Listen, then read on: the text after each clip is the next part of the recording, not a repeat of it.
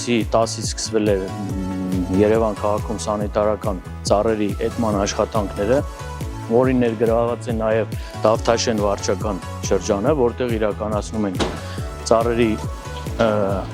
սանիտարական էդ, որի ընթացքում հեռացվում է կոտրված, չոր ծառի ջուղերը, հիվանդ ծառեր կան, որտեղ իրականացվում են նաև ձևավորման աշխատանքներ, հեռացվում են իրար մեջ մտած ջուղերը։ Դավթաշեն վարչական շրջանում կատարելու ենք 8 բակային տարածք, որը նախորդ խոստացվել էր մեր ՀՕԱԿ-ի կողմից, եւ 3 փողոց եւ 1 այգի, որը մեր Դավթաշենի կենտրոնական այգին է, որտեղ այս պահին եւս կատարում ենք հետման աշխատանքներ։ Ինչպես տեսնում եք, ամեն ինչ ընթանում է բնականon հունով,